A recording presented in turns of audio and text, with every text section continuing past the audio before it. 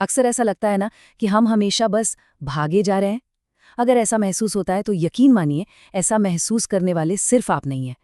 आज हम इसी बिजी रहने के कल्चर यानी व्यस्तता की संस्कृति के बारे में बात करेंगे और देखेंगे कि इससे बाहर निकलकर एक मीनिंगफुल जिंदगी कैसे जी जा सकती है। वही, ऐसा लगता है जैसे मुट्ठी में रेत पकड़ी हो और वो फिसलती जा रही हो, है ना? और ये सिर्फ एक फीलिंग नहीं है, बल्कि ये हमारी मॉडर्न जिंदगी की एक कड़वी सच्चाई बन चुकी है, जहां हर कोई हर वक्त समय की कमी से जूझ रहा है। तो चलिए थोड़ा गहराई में उतरते हैं और इस बिजनेस की जड़ तक पहुंचते हैं। एक बात साफ है, ये कोई पर्सनल कमी नहीं है। ये तो एक कल्चरल ट्रैप है, एक ऐसा जाल जिसमें हम सब कहीं न कहीं फंसे हुए हैं। रिसर्च में इसके लिए एक शब्द इस्तेमाल होता है, टाइम फैमिन, यानी समय का अकाल। मतलब ये एक ऐसी हालत है जहां हमें लगातार लगता है कि हमारे पास टाइम ही नहीं है और हम हमेशा बस जल्दी में है। तो सवाल ये उठता है कि हम सब इतनी हड़बड़ी में क्यों रहते हैं? इसके पीछे असली वजह क्या है? क्या हम सच में पहले से ज्यादा व्यस्त हो गए हैं या फिर ये बस एक एहसास है? रिसर्च के मुताबिक ये कई चीजों का मिला-जुला असर है। सबसे पहले तो बिजी रहना एक स्टेटस सिंबल बन गया है, ये दिखाने का तरीका कि देखो हम कितने जरूरी हैं। दूसरा, ये एक तरह का एस्केपिज्म यानी पलायनवाद भी है, जिंदगी के बड़े और मुश्किल सवालों से बचने का एक बहाना। और हाँ, डिजिटल जमाना और वो जो कहते हैं ना फोमो यानी फियर ऑफ मिसिंग आउट, वो तो इसके सबसे बड़े कारणों में से है ही। और ये बात तो वाकई में सोचने वाली है, जो हार्वर्ड बिजनेस रिव्यू कहता है। सोचिए, एक जमाना था जब फुर्सत होना अमीरी की निशानी मानी जाती थी, लेकिन आज बिजी रहना एक स्टेटस सिंबल है। मतलब जो जितना ज्यादा व्यस्त, वो उतना ही ज्यादा इंपॉर्टेंट। तो फिर इस कभी ना खत्म होने वाली दौड़ का इलाज क्या है? इसका कोई हल है भी या नहीं? और इसका जवाब शायद वो नहीं है जो हम सब सोच रहे हैं।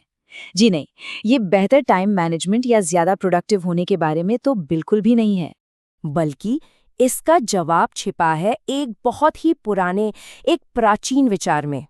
एक ऐसा सच जो शायद सुनने में थोड़ा अजीब लगे, थोड़ा असहज लगे, लेकिन है बहुत पावरफुल। और वो विचार है मेमेंटो मोरी। ये एक लैटिन फ्रेज है जिसका मतलब है याद रखो तुम्हें मरना है। रुकिए, ये डराने के लिए नहीं है, बल्कि जगाने के लिए है। ये एक ऐसा आइडिया है जो जिंदगी को देखने का हमारा नजरिया पूरी तरह से बदल सकता है। और देखिए, ये कोई नया या अजीब आइडिया नहीं है।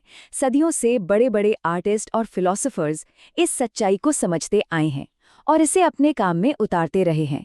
जैसे वैन गाग की ये पेंटिंग, ये हमें यही याद दिलाती है कि मौत के बारे में सोचना असल में हमें जिंदगी में क्लैरिटी और एक मकसद देता है। यहाँ तक कि स्टीव जॉब्स, वो भी इसी फिलॉसफी को मानते थे। उनका मानना था कि ये याद रखना कि हम सब एक दिन चले जाएंगे, हमें उन चीजों पर फोकस करने में मदद करता है जो असल में मायने रखती हैं। और सबसे बड़ी बात, ये हमें नाकामयाबी के डर से आजाद कर देता है। तो असल में मेमेंटो मोरी का मतलब क्या हुआ? इसका मतलब ये है कि हम जिंदगी को लंबा जीने की चिंता छोड़ दें और उसे व्यापक यानी वाइडर जीने पर फोकस करें। मतलब कितने साल जिए ये जरूरी नहीं, बल्कि उन सालों में कितना जीवन जिया ये जरूरी है। देखिए, फर्क बहुत सीधा सा है।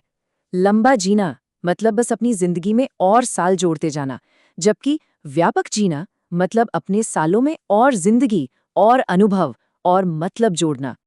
और साइकोलॉजिकल रिसर्च हमें व्यापक जीने के कुछ तरीके भी बताती है, जैसे कि जिंदगी में जोश और उत्साह भरना, अच्छे अनुभवों को बढ़ाना, एक मकसद ढूंढना और सबसे जरूरी उन कामों को न टालना जो हम सच में करना चाहते हैं, ताकि बाद में पछतावा न हो।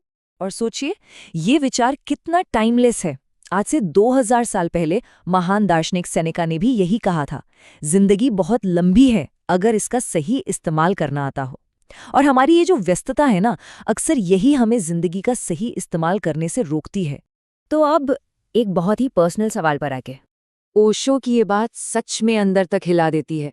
हम भविष्य की प्लानिंग और अतीत की चिंताओं में इतने उलझे रहते हैं कि क्या हम आज में, इस पल में जीना ही भूल गए हैं? सवाल ये है कि क्या हम सच में इस पल में जिंदा हैं?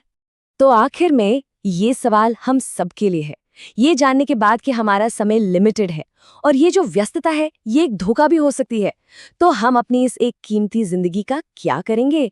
इसका जवाब और किसी के पास नहीं, सिर्फ हमारे अपने पास है।